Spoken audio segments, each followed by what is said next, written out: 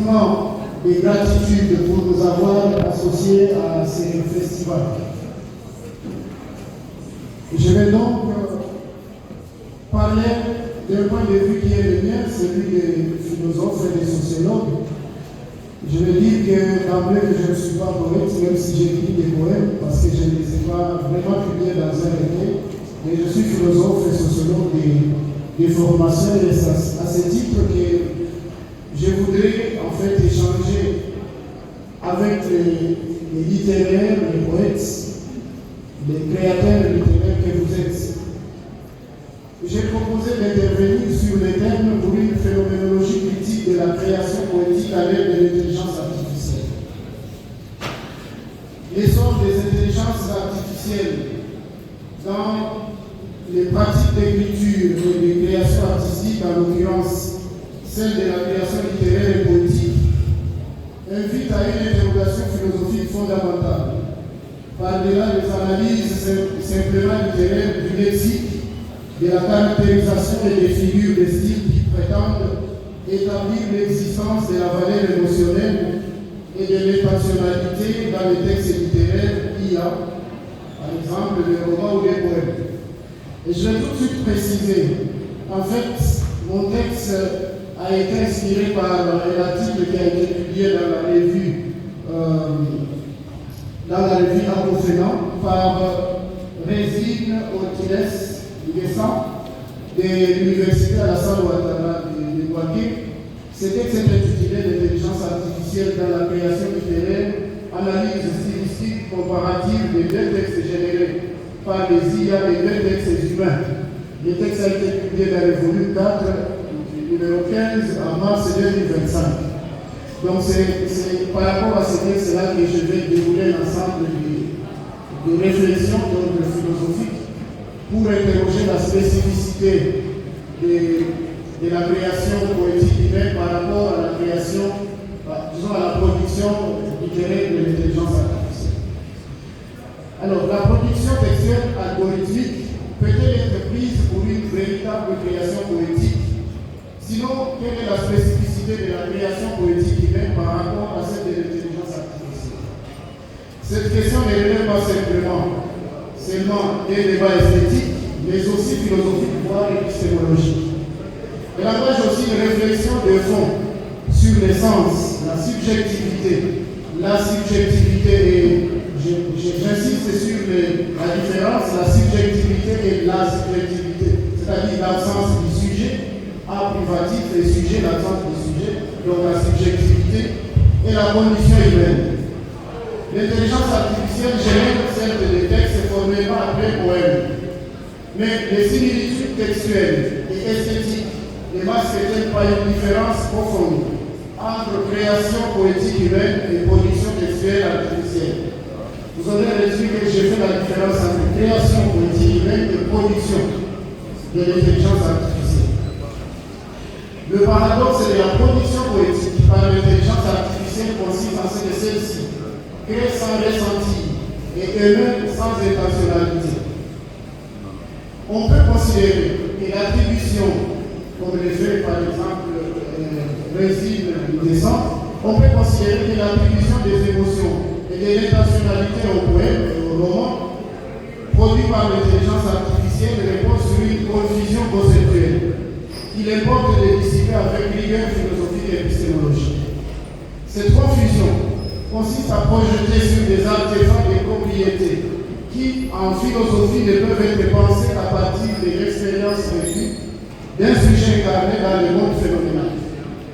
Depuis Bretano, Husserl et Merleau-Ponty, l'intentionnalité ne désigne pas une simple organisation du sens lexical, comme le fait Résine Descente, mais la structure fondamentale de la conscience en tant qu'elle est toujours conscience de quelque chose. Elle suppose ainsi un sujet capable de viser, de se rapporter au monde, d'habiter une situation, une expérience concrète et de s'y engager.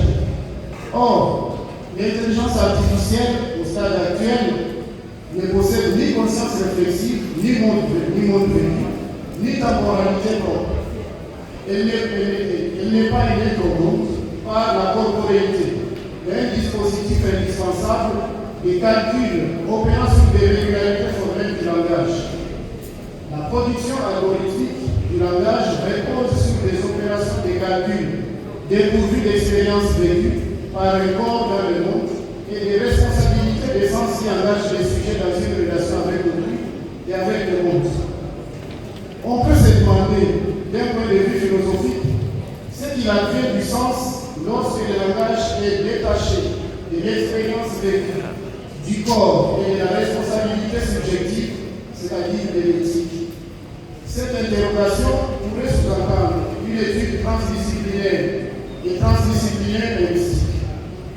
Dans cette communication, l'œuvre poétique de Daniela Boni, en particulier les recueils intitulés Là où il fait si clair à moi, publié en 2017, est saisi comme un espace privilégié pour une phénoménologie critique de la création politique révélatrice de la nature de l'intentionnalité et de la responsabilité du sens qui la caractérise. La poésie de Daniela Boni ne relève ni du pur jeu formel, ni d'une simple esthétique du langage désincarné. Elle est une parole incarnée, inspirée par les expériences intimes et par des violences radicales, par la condition exilaire, les mémoires blessées et les vies précaires, ces vies fauchées pour rien, ces visages des femmes englobés de voiles de contraintes et de persécutions. Sa poésie dévoile un engagement pour l'humanité, pour les vies précaires et fragiles. Elle mobilise une parole à contrario avec les logiques de production automatisée du langage et de la subjectivité promis par les numériques et les intelligences artificielles. Ces intelligences artificielles invitent néanmoins à repenser les structures de cette expérience, notamment la subjectivité, la temporalité, l'imagination et l'altérité, ainsi que les sens attribués à l'émotion et à l'intentionnalité par des critiques littéraires.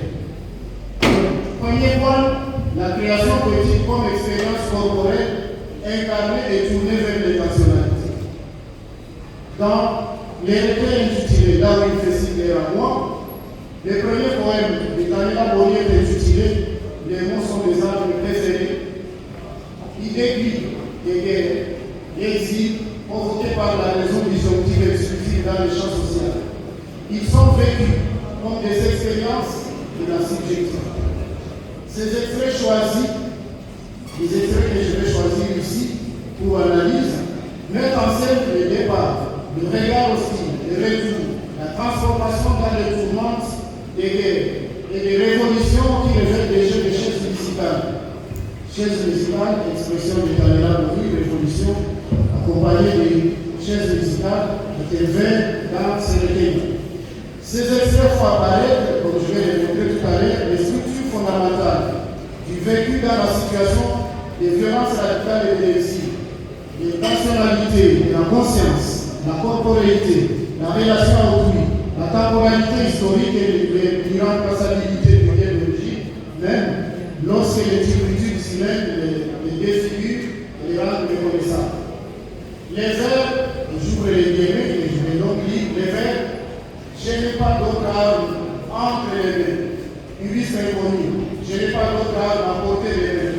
Au moment où publient les armes, dans un monde d'impasse, donne à lire une scène existentielle d'une intensité phénoménologique remarquable. Les poèmes